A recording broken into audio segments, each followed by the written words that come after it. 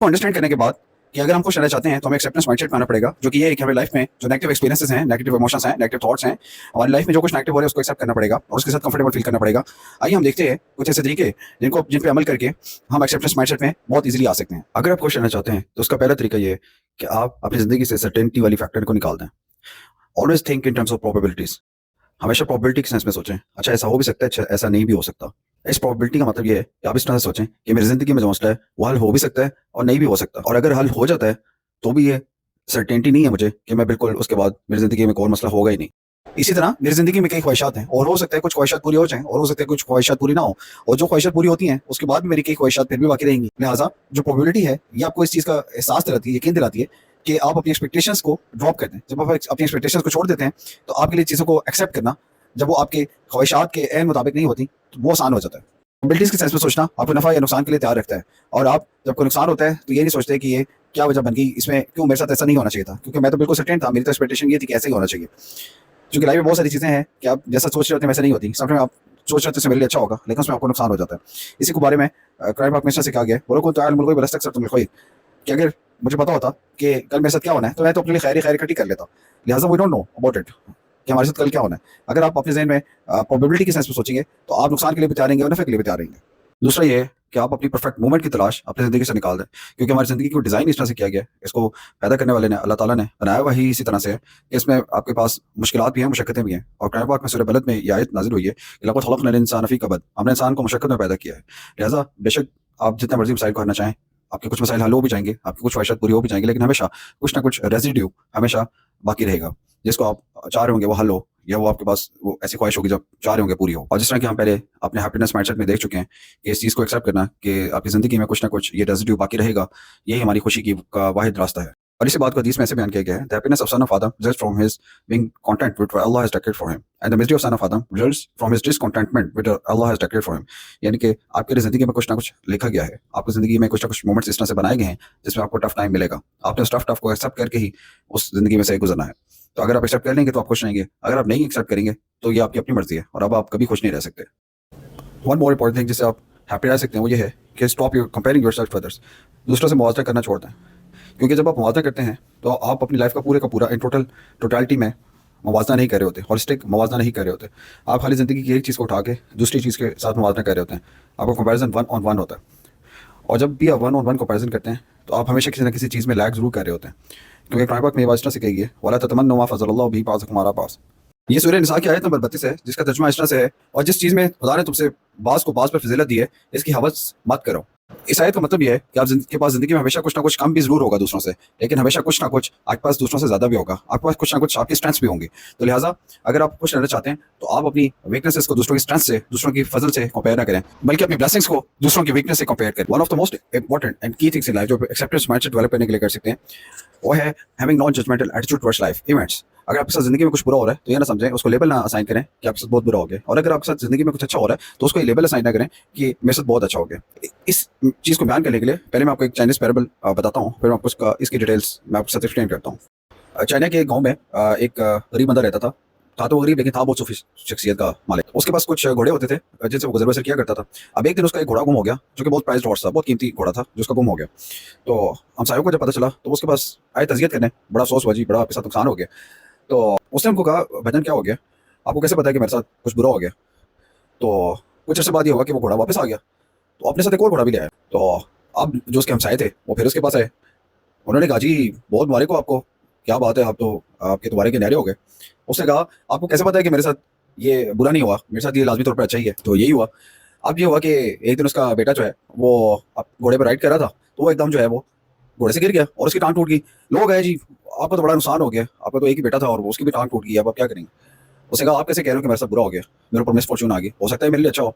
तो वही हुआ। बादशाह के कुछ अर्से बाद जो है वो सिपाही आए और उन्होंने गांव में तलाश किया, लड़कों को तलाश किया, जवान लड़कों को अपनी फौज में रिक्रूट करने के लिए।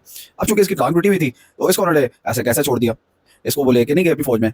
तो हम सारे इवेंट से ये बात समझ सकते हैं कि ज़िंदगी के इवेंट्स को लेकर अगर हम जजमेंटल ना हो, उनको गुड या बैड का लेबल ना दें, तो हम बहुत पीसफुल लाइफ गुजार सकते हैं, क्योंकि हम एक न्यूट्रल लाइफ गुजारे होंगे, ऑब्जर्वर के तौर पर गुजारे होंगे। कुरान पाक में इसी बात को इस तरह से कहा गया, कुतिबा अलैकुमुल क़ितालु वहुवा कुरहुल लकुम व असा अन तकराहू शैअन वहुवा खैरुल लकुम व असा अन तुहिब्बू शैअन वहुवा शर्रुल लकुम वल्लाहु यअलमु व अंतुम ला तअलमून। और करीब है कोई बात तुम्हें नापसंद हो हालांकि वो तुम्हारे हक में बेहतर हो, और करीब है कोई बात तुम्हें पसंद आए हालांकि वो तुम्हारे हक में बुरी हो, और अल्लाह जानता है और तुम नहीं जानते। अगर हम इस नॉन जजमेंट एटीट्यूड को अपनी लाइफ फॉलो करेंगे तो हमें ये पता चलेगा कि हम जो चीज़ नेगेटिव परसीव कर रहे हैं हो सकता है वो इतनी चीज़ बुरी ना हो, और हो सकता है लेटर ऑन वो हमारे लिए बहुत पॉजिटिव रिजल्ट्स प्रोड्यूस करें। एक और बहुत इंपॉर्टेंट तरीका जिससे आप एक्सेप्टेंस माइंडसेट डेवलप कर सकते हैं वो ये है कि आप ये सोच लें कि आप लाइफ में कुछ डिजर्व नहीं करते। हमारे पास जो कुछ है उसका ऑनरशिप अल्लाह ताला के पास है, और वो अपनी मर्जी से जो चीज़ चाहता है हमें अता कर देता है। अगर उसने हमें कुछ अता नहीं किया तो ये उसकी चाहत थी, अगर उसने हमें कुछ अता करके ले लिया तो ये भी उसकी चाहत है। इन्ना लिल्लाहि व इन्ना इलैहि राजिऊन पढ़ने का मतलब ये कि ऑनरशिप हर चीज़ की अल्लाह ताला के पास है। अगर वो चाहेगा तो हमें मिल जाएगी, अगर वो नहीं चाहेगा तो हमें नहीं मिलेगी। हमारी परेशानी की और नॉन एक्सेप्टेंस मोड में आने की, जिंदगी की नेगेटिव एक्सपीरियंसेस को एक्सेप्ट ना करने की बहुत बड़ी वजह ये है कि हम ये समझते हैं कि हम ये चीज़ डिजर्व करते थे और हमें ये चीज़ नहीं मिली, हमसे ये डिजर्व करते थे हमसे ये चीज़ ले ली गई है। वो डोंट डिजर्व एनीथिंग। इस चीज़ को एक्सेप्ट करें और इन्ना लिल्लाहि व इन्ना इलैहि राजिऊन को मुंह से पढ़ने की बजाय खाली इस चीज़ पर बिलीव करें कि आप किसी चीज़ को ऑन नहीं करते, तभी आप एक्सेप्टेंस माइंडसेट में आएंगे। कॉग्निटिव साइकोलॉजी की एक बहुत एक्लेम बुक है जिसका नाम है थिंकिंग फास्ट एंड स्लो, और जिसके राइटर हैं Nobel prize winner Daniel Kahneman. वो अपनी बुक में एक बहुत इंपॉर्टेंट रूल डिस्क्राइब करते हैं, पीक एंड रूल। अगर हम इस रूल को अंडरस्टैंड कर लें तो हमें लाइफ के नेगेटिव इवेंट्स को एक्सेप्ट करने में बहुत आसानी होगी। ये पीक एंड रूल हमें ये कहता है कि जब आप जिंदगी किसी तजर्बे से गुजरे होते हैं तो हमारा दिमाग उस पूरे तजर्बे के सारे मोमेंट्स को याद नहीं रखता। हमारा दिमाग उस पूरे तजर्बे के खाली एक मोमेंट को याद रखता है, और वो जो एक पीक मोमेंट होता है वो उसको याद रखता है। मिसाल के तौर पर आप किसी जगह पर सैर तफरीह करने गए और बहुत प्यारा जगह था, आप बहुत इंजॉय कर रहे थे, आपके साथ कोई एक बुरा हादसा पेश आ गया उस सारे सैर तफरीह के अरसे के दौरान, तो अब आपका दिमाग खाली उस एक मोमेंट को याद रखेगा, वो बाकी सारे मोमेंट ओवरऑल नहीं याद रख पाएगा। उस खाली एक मोमेंट को याद रखेगा और सारे आपके इवेंट को उसी के हिसाब से जज करेगा कि वो अच्छा था या बुरा। इशफाक अहमद साहब ने अपने बुक जाविया में इसी बात को इस तरह से कहा है, अगर आप गौर करेंगे तो मसाइब और मुश्किलात उतनी शदीद होती हैं जितना कि आपने उनको बना दिया होता है, और वो आपकी सारी ज़िंदगी का एक हिस्सा होती हैं, सारी ज़िंदगी नहीं होती। बंदा ये समझता है कि ये सारी की सारी मेरी ज़िंदगी है और वो बर्बाद हो गई, तबाह हो गई।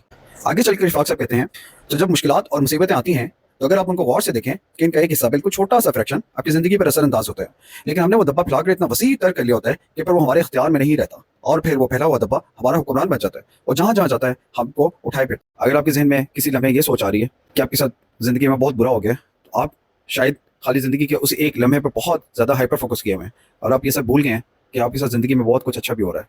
वन मोर इंपॉर्टेंट थिंग जो हमें एक्सेप्टेंस माइंडसेट डेवलप करने में मदद देती है वो ये है कि हम ये अंडरस्टैंड करें कि लाइफ की नेचर टेम्पररी है। Although it might seem cliché at first, but अगर हम इसको डीपली अंडरस्टैंड करें तो हमें इस चीज़ की रियलाइजेशन होगी कि इस चीज़ की कितनी अहमियत है कि लाइफ इज़ टेम्पररी। इसका मतलब ये कि लाइफ के जो मोमेंट्स हैं अच्छे हैं या बुरे हैं वो सब भी टेम्पररी हैं। इसके अलावा लाइफ बजाते खुद हमारी अपनी लाइफ भी टेम्पररी है, हमने भी मर जाना है, हमारे मोमेंट्स ने भी डाई डाउन कर जाना। कुछ अर्से बाद जो आपको आज चीज़ बहुत इंपॉर्टेंट लग रही है, आज जिस पर बहुत खुश हैं, हो सकता है कुछ दिनों बाद आपको बिल्कुल नॉर्मल लगे, उस पर आप बिल्कुल खुश ना हो। आज जिस चीज़ के लिए आप बहुत ज़्यादा इंस्पायर कर रहे हैं, मे भी कल आपको लगे कि उस चीज़ की कोई अहमियत ही नहीं है। आज जिस चीज़ के लिए आप बहुत ज़्यादा परेशान हो रहे हैं, कल आपको लगे कि उस चीज़ की अहमियत ही नहीं है। चीज़ों की अहमियत, मोमेंट्स की अहमियत टेम्पररी है। लाइफ की टेम्पररी नेचर हमें ये बात बताती है कि इसके मोमेंट्स भी टेम्पररी हैं और इसकी अपनी नेचर बताते खुद भी टेम्पररी है। अगर मोमेंट्स परसिस्ट भी करते हैं तो हम जब मर जाएंगे तो उन मोमेंट की वैल्यू खत्म हो जाएगी। लिहाजा जब हम इस चीज़ को अंडरस्टैंड करेंगे तो हमें बैड मोमेंट्स को, जो हम नेगेटिव एक्सपीरियंसेस परसीव करते हैं कि ये एक्सपीरियंस हमारे लिए नेगेटिव है, ये चीज़ बहुत बुरा हुआ हमारे साथ, उसको एक्सेप्ट करने में हमारी बहुत ईज हो जाएगी। हम बहुत ईजिली उन चीज़ों को एक्सेप्ट कर पाएंगे। वन मोर इंपॉर्टेंट थिंग जो एक्सेप्टेंस माइंडसेट डेवलप करने में आपको मदद देती है, बीइंग अ मुस्लिम हम ये चीज़ सुनते रहते हैं कि हमारे पर जो भी होता है अल्लाह ताला की तरफ से होता है, लेकिन हम उस चीज़ को डीपली अंडरस्टैंड नहीं करते। अल्लाह ताला ने कहा है कि मा सौबे में मुसीबत इल्ला बिल्लाह, हमारे पर जो भी मुसीबत आएगी, जो भी टफ टाइम आया या अच्छा टाइम आया, वो अल्लाह ताला की तरफ से है। हमारी उसमें कोई एफर्ट नहीं थी, कोई काविश नहीं थी। हमारी एफर्ट्स अपनी हद तक है, लेकिन उसके रिजल्ट्स अच्छे भी हो सकते हैं, बुरे भी हो सकते हैं, वो अल्लाह ताला की तरफ से हैं। हमारे कुछ डिसीजंस में भी अच्छे भी हो सकते हैं, may be they can go wrong, तो अल्लाह ताला की तरफ से उसमें चीज़ें इन्वॉल्व हैं। अगर हम ये सब कर लेंगे तो फ़ौरन एक्सेप्टेंस माइंडसेट में चले जाएंगे, इंस्टेड ऑफ रेजिस्टिंग दैट कि मेरे साथ ऐसा क्यों हुआ, ऐसा क्यों हो गया। ये हमने पहले भी डिस्कस किया कि हम अगर ये सोचें कि अगर मैं ऐसा कर लेता तो ऐसा सोच लेता, तो ये हदीस में अल्फाज है कि ये शैतान की रास्ता खोल देता है। आप एक दलदल थॉट्स के दलदल में चले जाते हैं। अगर आप इस माइंडसेट में है कि क़दरल्लाहु मा शाअ फ़अल, अल्लाह ताला ने चाहा था और जैसा उसने चाहा वैसा हो गया, उसने लिखा हुआ था जैसा उसने चाहा वैसा हो गया, और फ़ौरन उस माइंडसेट से निकल जाते हैं जिसमें आप उस चीज़ को रेजिस्ट कर रहे होते हैं और फ़ौरन एक्सेप्टेंस माइंडसेट में चले जाते हैं।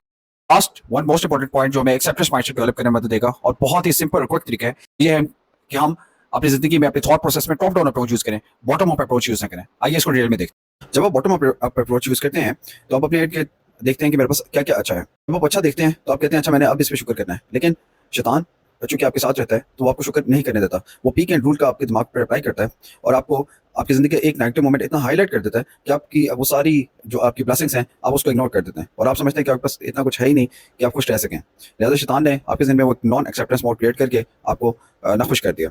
अगर आप खुश रहना चाहते हैं तो इसके लिए आपको टॉप डाउन अप्रोच यूज़ करनी होगी। टॉप डाउन अप्रोच है कि आप ये सोच लें कि आपने खुश रहना है आप ये सोच रहे हैं कि आपने खुश रहना है, तो आपका जितना भी आपका ब्लेसिंग्स होंगी, वो आपके पास सारी की सारी इकट्ठी होके आ जाएँगी। अब आपका माइंडसेट ये सोचना शुरू कर देगा कि उसके पास बहुत कुछ अच्छा है। ये माइंडसेट वो है जो हमें शुक्र करना सिखाता है कि मेरे पास ज़िंदगी में बहुत कुछ है।